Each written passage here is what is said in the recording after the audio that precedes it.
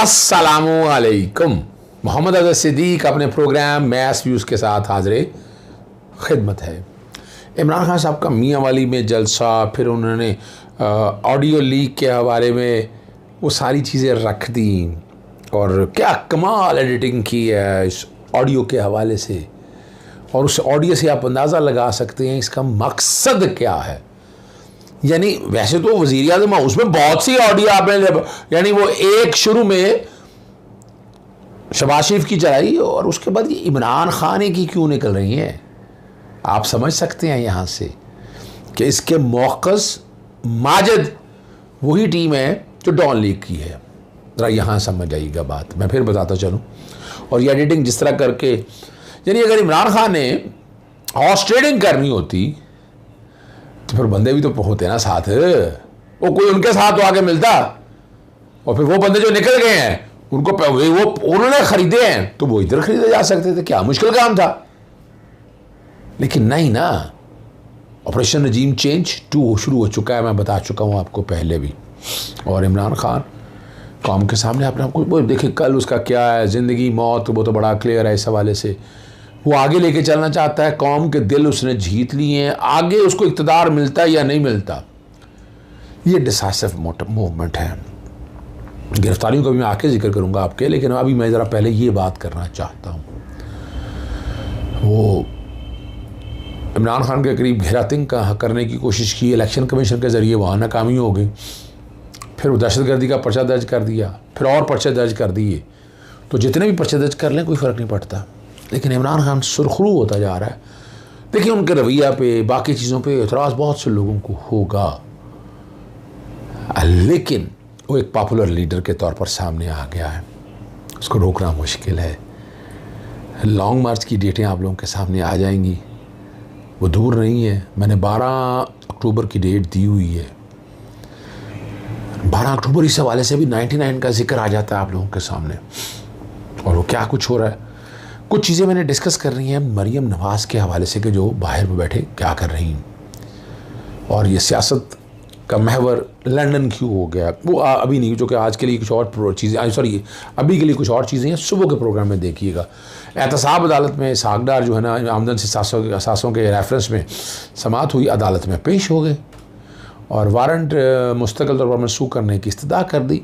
जायदाद ज़ब्ती का ऑर्डर भी ख़त्म किया जाए, अदालत के सामने वो मौजूद हैं। ठीक है, क्या नैब ने ख़ुद भी ये सागदार के वारंट को जारी किए? हमने वारंट जारी किए थे लेकिन वो मुअत्तल हो गए थे। अब ये बड़ी ज़बरदस्त बात है, मैं फिर समझाता चलूँ।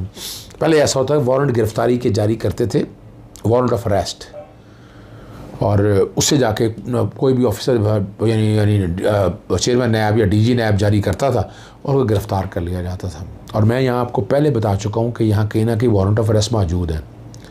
अदालत के 1991 के मुचलके अपनी जगह, जब अदालत में पेश ना हो तो अदालत बुलाती है, वो पहले काबिल ज़मानत फिर नाकाबिल ज़मानत, आप पेश हो जाएं तो मुअत्तल हो जाते हैं। ये बड़ा अहम सवाल उठाया है, मुअत्तल कर दिया उन्होंने उनके वारंट जो है ना अपनी हद तक। वो कह रहे हैं अपने आप मुअत्तल, ये रिपोर्ट नहीं दाखिल की।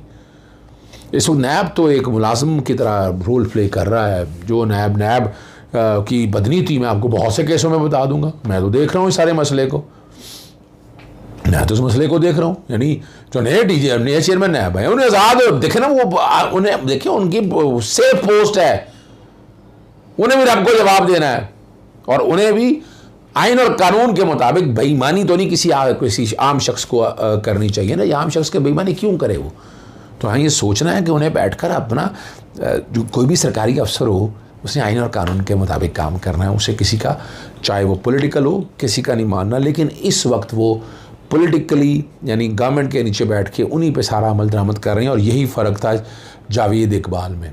चेयरमैन जावेद इकबाल ने जिस तरह का रोल प्ले किया वो आप सब लोगों के सामने, उन्होंने बड़े आसान तरीके से चीज़ों का लेकर गए हैं और बड़े आसान तरीके से चीज़ों को सेटल डाउन किया उन्होंने।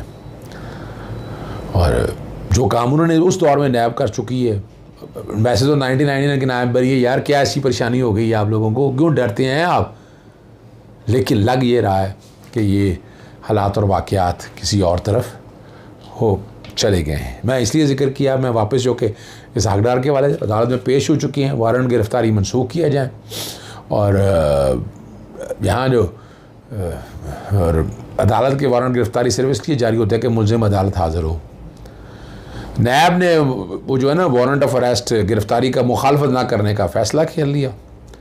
इसहाकडार पेश हो चुके हैं, वारंट गिरफ्तारी मनसूख हो जाए तो हमें कोई एतराज़ नहीं। वारंट गिरफ्तारी मनसूख हो गए, 10 लाख रुपए मुझे आवाज़ दी मुझे। लेकिन यहाँ एक चीज़ क्लियर होने वाली बात है, चेयरमैन नैब में वारंट ऑफ अरेस्ट अगर जारी किए तो वो सामने आनी चाहिए, लेकिन अगर अदालत ने वारंट ऑफ अरेस्ट जारी की तो पोजीशन कुछ और है। ये चीज़ अभी तक क्लियर नहीं है, तो लेकिन लेट्स सी कब तक होता है। फिर जो FIA का जो है ना नामंजूर.com को सामने रखते हुए और जो पैसे इकट्ठे कर रहा है, PTI का सबसे ज़बरदस्त निज़ाम है, FIA है, आप अंदाज़ा लगाएं। सेनेटर सैफ अली नियाज़ी को गिरफ़्तार कर लिया, को पर्चा है, पर्चा तो दिखाया नहीं अभी तक, हम सब लोगों ने देखा ही नहीं, और उनको सेनेट से गिरफ़्तार किया है। तो क्या बतौर पार्लियामेंटेरियन इजाज़त ली चेयरमैन सेनेट को, बताया ये आप करने जा रहे हैं, पार्लियामेंट के गेट के बाहर किया आप, तरीके इस्तेहकाक बनती है ये। अब हम PTI के लोगों को जाने चाहिए ना जी, ठीक है ना जी। और पार्लियामेंट की हदूद से गिरफ्तार किया, साइबर क्राइम के हवाले से नामंजूर वेबसाइट चलाने का इल्ज़ाम है, गैर कानूनी तौर पर फंडिंग के लिए इस्तेमाल की जाती है।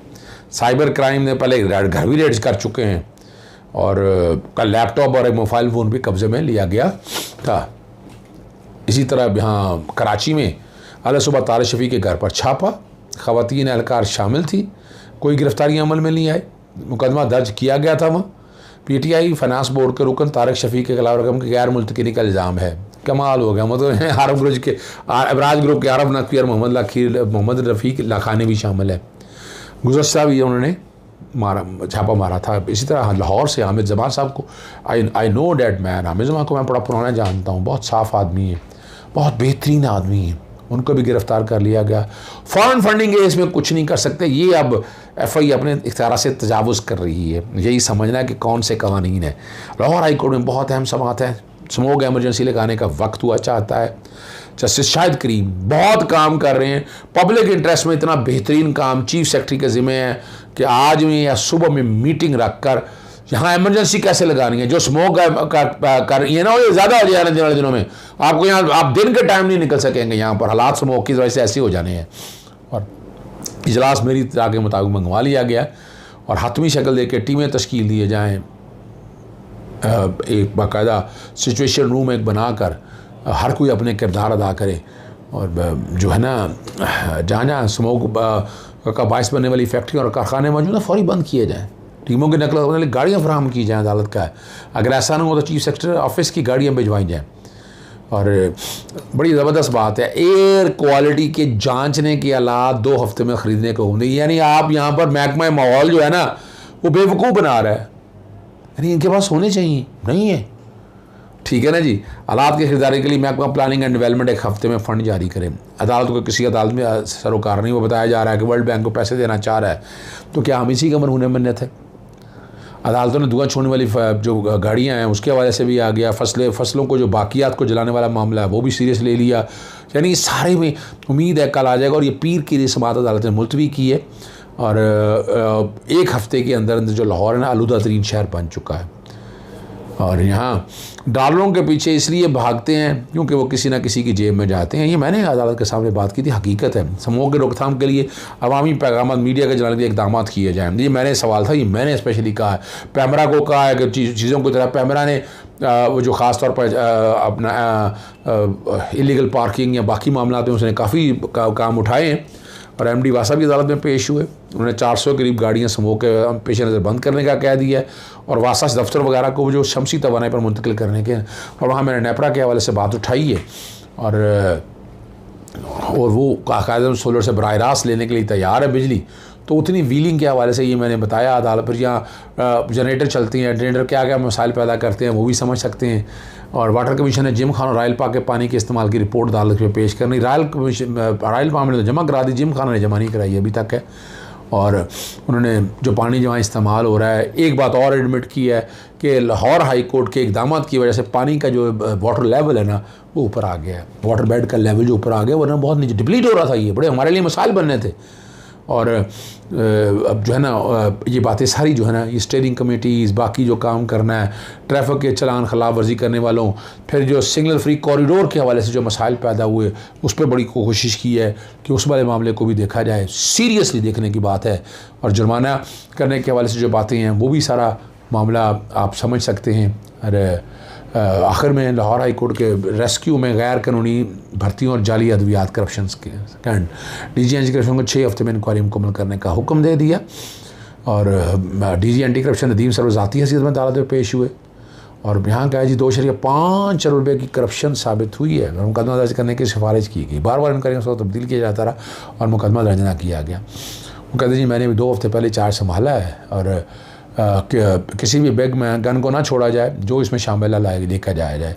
अगर लिख कर दे दें अदालत में दें और अगर ट्रांसफ़र ना होए तो आप सातवें हफ्ते में को तलब कर लेंगी, ठीक है ना जी। और जल्द से जल्द इंक्वायरी मुकम्मल करने की हदायत दी है। ये बड़ी ज़बरदस्त मामला है, देखने की बात है।